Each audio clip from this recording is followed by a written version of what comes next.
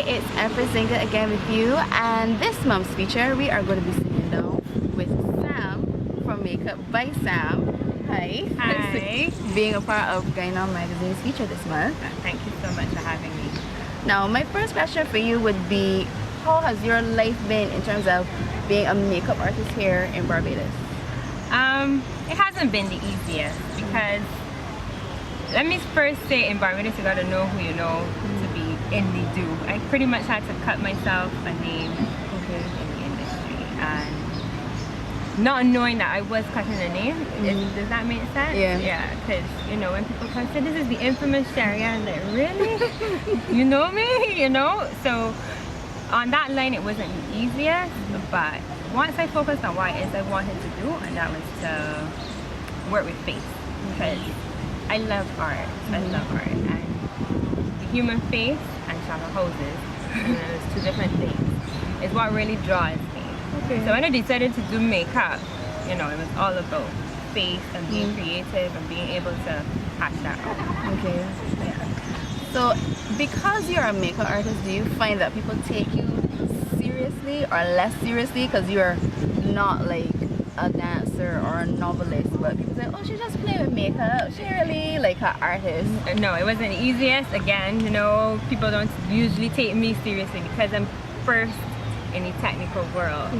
My first thing out of school, first career choice was to be in engineering, right? And I worked that for 10 years collectively.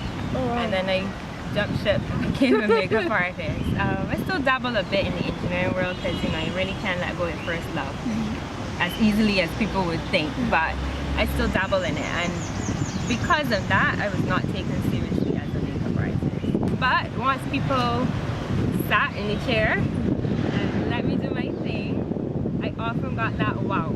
I often got that can't believe it, you just did that, you know, that kind of feeling, and that made me feel good, making them feel good. Yeah. Now, in terms of how it is in the industry now as an entrepreneur, you've been doing makeup artistry how long, first of all, and secondly, how do you find the environment of how it is as an entrepreneur where this particular type of art is concerned? Well, I did makeup 11 years in August. August this year, 2017, will be 11 years that I've been a makeup artist. Okay. 11 years ago, I picked up my savings, told my mother, oh, I'm going to New York, I'll be back, I'm going to do makeup. She's, you know, confused like everybody else. And I come back, and every Saturday since then, I would like to say, the ones that I didn't purposely take off, I've been working. Yeah, I've worked alongside some known names in the industry in Barbados, and that helped. But then I got stereotyped as somebody's assistant, you know, and I wanted to pull away from that. You know, not that it was a problem or a challenge or anything, but you wanted your own footing. I wanted to have my own footing in my own country and then grow from there. So yeah, 11 years. The business side of it, that again was difficult to push off on the fly, on the first go. Simply because, number one, I come out of engineering, not even sure what a makeup costs in Barbados, or to have that service provided, what, you know. So I had to do a lot of tagging along with others who've been in the industry to find out what the market at that time was like. And then once I got it, I decided, you know, you can go for it. What I have realized is that in the beauty industry, we're not often respected to that level. Like, you might have somebody that would take your work and then get up and leave, say they don't like it and then get up and leave, or promise to pay and never do. It happens, right? So the business side of it was difficult. Should I ask for my money up front before I start? Should I do it after? Will I be offensive if I do it before? You know. So the truth is, you have to find a balance. You have to find what worked. I had to find what worked for me. And I went ahead with that. I've seen it grow, I've seen it ebb and flow, you know, so yeah.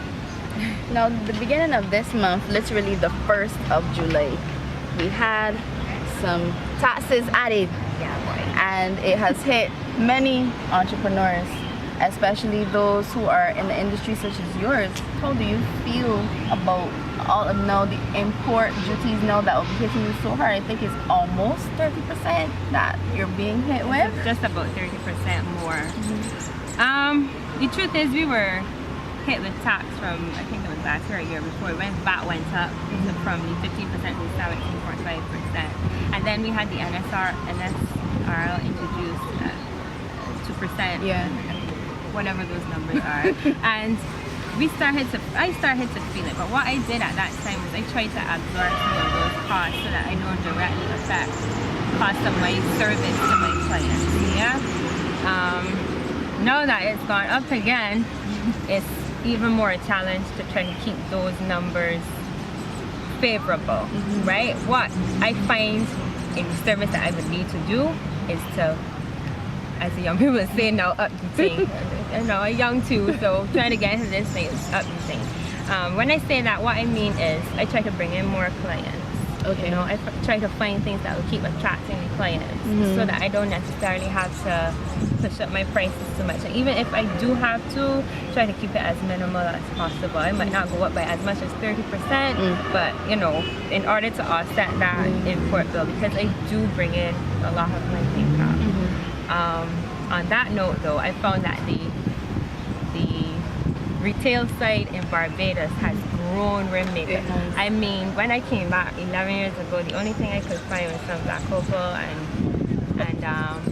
maybe some fashion fairs and MAC. Girl, no, the got NYX and all sorts of things now. All of the brands that I would have been seeing then at the trade shows that I would have been attending, I'm now seeing on the floor here. But I could walk into IMAR and pick up NYX, you know what I mean?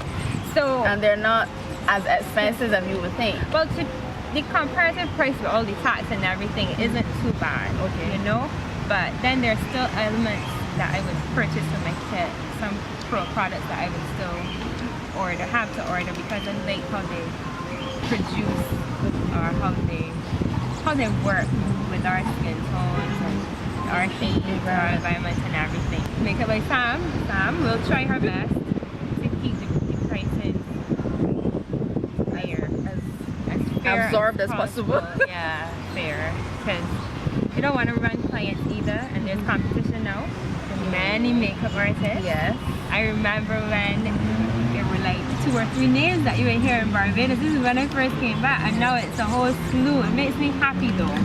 It makes me feel that it has grown, you know? So you said early up that when you left engineering, you picked up your bag, left Barbados, and went to school to learn how to become a makeup artist, professional makeup artist. But now you're saying no too, in the same breath, there are many people here in Barbados who are becoming makeup artists, and they're very talented, and they haven't gone to a school.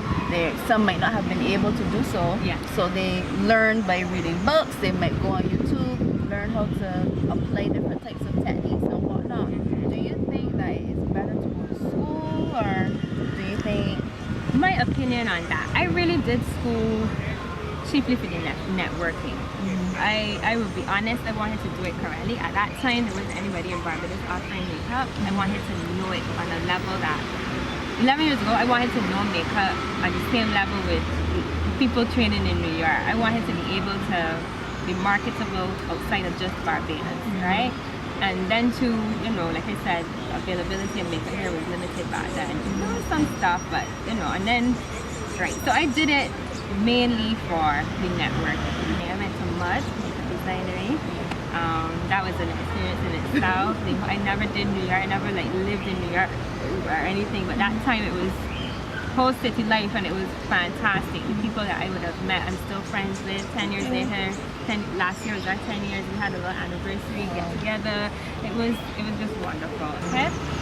YouTube wasn't a big thing back then. Like, I remember when Astro was on YouTube, right? So I mean, back then things were way different. And for me, I needed to do it properly. I didn't want to just be a fly by night makeup artist. I wanted to have it done well.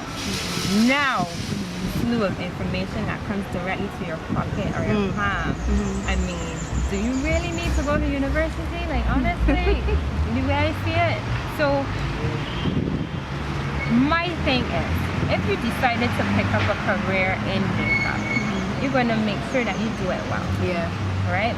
Wherever you learn it, whether you learn it on yourself, because there are some acclaimed makeup artists, internationally acclaimed makeup artists out there that would have started on their own before they were traditionally trained and certificates and that kind of thing. So my thing is, you know you want something, you do it well. Does the certification benefit you?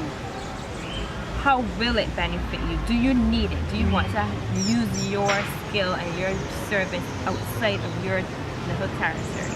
And for me, I needed to be marketable. So how has that helped? Back then, when we had big companies flying in photographers for projects, corporate shoots, corporate advertising shoots, marketing campaigns and whatnot, they were inclined to bring in a makeup artist. When they learned that there was somebody here, NYC trained, you know, then they knew that they on a different level. Because it wasn't just makeup that I learned. I learned how to work with photographers. I learned how to work backstage with the actors. I learned how to fit in, like how to hold. Somebody says, "Here, hold that camera." You know, the makeup artist is more on set than just the makeup artist. Summer shoots are done in the winter. So you as a makeup artist not only walking with makeup, you're walking with gloves, you're walking with coffee, you're walking with a sandwich, you're walking with these things. And they were vital. So usually when I see my role as makeup artist, it's not just makeup artist. I cater to you. Yeah? I cater to you. So Sam, do you jump a couple of dog? Not anymore. Why not? I miss jumping, to be honest. I miss it. So I when really you don't miss do it. Because I'm usually up from like midnight doing makeup for revelers. So by the time everybody gone. My last appointment is 9 o'clock and in the morning? yeah, 9 a.m. and by 9 o'clock I either can't feel my knees, my toes, my back, my arm, I don't know. What happens is that you make a booking for a makeover for crop over, makeup service for crop over, and you come and you have that done. And a proper makeup, a proper service can run from half hour to 45 minutes. Kaduma day makeup for me, I try to keep it tight because people are usually on a time scene. They want to get to the band, they want to get to the start, the jump, and get everything. So I try to get them as done as possible within either 30 minutes or 45 minutes. Do you see a trend happening, you know, in terms of people are more into this fashion, beauty-esque feathers, beads? Especially around the crop over season. How difficult it is? Okay, it's not difficult at all. It's not difficult what you're doing. You never work a day alone. This is where I love doing stuff. So I don't always feel like I'm doing work. It would have to be a very bad job in order for me to feel like it's work being done. But yes, I've seen it change because once upon a time, average Bajan woman would have done brown powder, do a shadow and some lipstick. I'm going on the road and I get sweaty, I'm going. Right? It kills me. Brown powder, do a shadow and lipstick. This is a running joke I have with one of my favorite photographers here, right? But that has changed. So now when you're going out, no longer is it just outfit and hair. It is now outfit, hair, makeup. When that front camera came in on the cell phone, the entire world of makeup changed. Because now you were able to take your own photograph to see whether your makeup was straight or not, whether you liked it or not. You could now take a photograph of makeup that was done for you, you know. So that changed the whole makeup industry environment. I feel like it changed the entire makeup industry in the world. It was a brand new thing. People were now interested in learning how to do their own makeup. People were now interested in making sure that their image was on point for whatever it is they had to do, especially in the perfect season. Yeah? I think, I want to even say that the whole getting dressed thing changed the dynamic of effect. Because then all inclusives became a major thing. It's a fashion show. Right? So, again, 11 years ago, all inclusive was the house party because everything was at the house party. Yes. You didn't need to pay a whole lot of money for that, but now it went from just drinks free, food, drinks, So literally entertainment, a whole package. So yes, it has grown. Yes, I love it. I want people to still come. They have to remember that image is everything, and showing off is something that West Indians do, especially West Indian women. What are your thoughts on people who say that wearing makeup is something that is shallow? Like, there are girls who are going to want to play dress up because they think it's fun, but then there are others who will look down on those girls and say, well, you're just being shallow, what you doing, like not wearing the makeup. I believe you should be who you are and do what you want. You understand? If you don't want to wear makeup, so be it. If you want to wear all the makeup, wear it. You understand? I honestly think that those people pushing that energy and that vibe at women, talking about being shallow because they're wearing their makeup or what have you, they're the they're the people with the issues, right? They're projecting it onto somebody else. We don't know why a woman would want to wear makeup. We don't know if there's a history of abuse. We don't know if they're hiding a feeling, if they're hiding a skin issue, or if they just want to look pretty, if they just want to enhance what they already have. They are, we don't know. Everybody's beautiful to me. For me, face matters. I don't care what's wrong in your mind with your own face. Everybody's beautiful. Makeup enhances that. So stop. They need you for doing beauty makeup, but you also do kind of like special effects makeup as well. And at EBCCI, I remember you putting on different types of scars on people for a particular production that was going on. Yeah. Do you prefer that type of makeup, or do you rather doing the editorial stuff? So this takes me back to my love for art. I love art, and I love being able to use the face. The face is my canvas, and I love being able to use that. So it goes back to my formal training. And why I did it. I was able to learn those things, right? I didn't formally do character, but there were elements of character within my course that gave me the ability to work backstage with actors and with talent, So I cannot thank Mr. Adzel Stewart enough. I cannot thank him. I do not know how to. I wish we had those planes that I could go, thank you, Adzel, I love you. Something like that. Because had I not been tagging along with him on those events, had he not required the help, then I would not have used that part, right? I would have had to find another avenue to use it. And I was fortunate enough to work on several of the Hillary Battles' plays at EBCCI. Those were period plays. Those would be kind of difficult because you have to be good to that period that is. You can't cheat. They were. We had to take some 30-year-olds and age them to 80, age them to 75. So Grantley, I worked with that. That was one of my favorites because there was a part backstage where we had to take him. So let's start over. Who was the actor? The actor was Sean Field. Again, fantastic, phenomenal fusion talent, and he was playing the Grantley. Now Sean could nowhere be an 80-year-old, and we had to bring him to. We had to make him look from the wig all the way back down, look like an 80-year-old, sick, dying man, right? That took us maybe like 2 hours to do before the start of the play. Because his initial role in the play, he was sick and dying. And then he had to come back from being 80 sick and dying to 30-something years old, a 30-something-year-old Sir Grantley. And you had to do that progression back. In 30 seconds, we had to switch him over. Man. So it was a big collaboration between hair, makeup, wardrobe, and props. And the director, in hindsight, we only had 30 seconds backstage before he was required on set again. That, for me, was one of the highlights of my time as a makeup artist, especially a makeup artist doing character and theater backstage.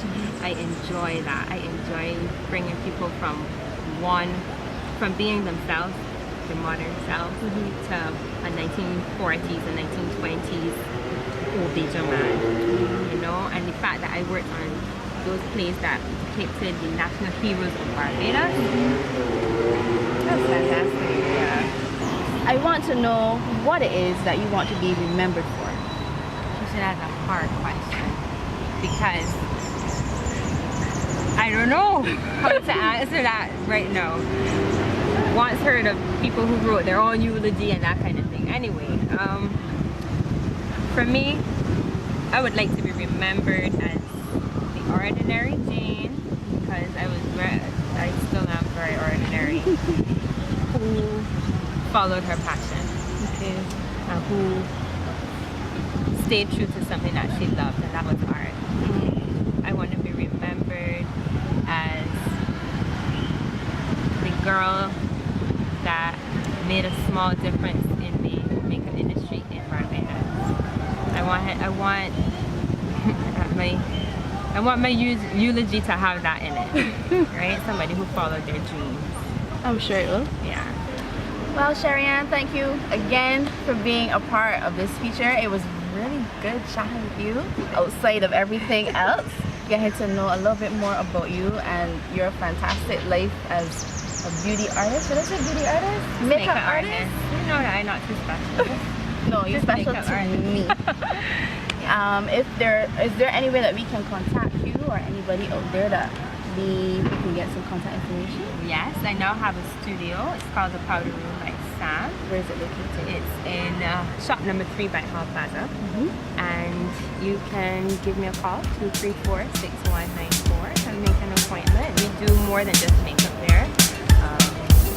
Or you can check us on Instagram. We have a list of services and whatnot. The Instagram handle is the Powder Room by Sam. And yeah. Guys, this has been a fantastic interview done here with Makeup by Sam. I am your girl, Empress Zingha, and we are going to be seeing you somewhere sometime soon.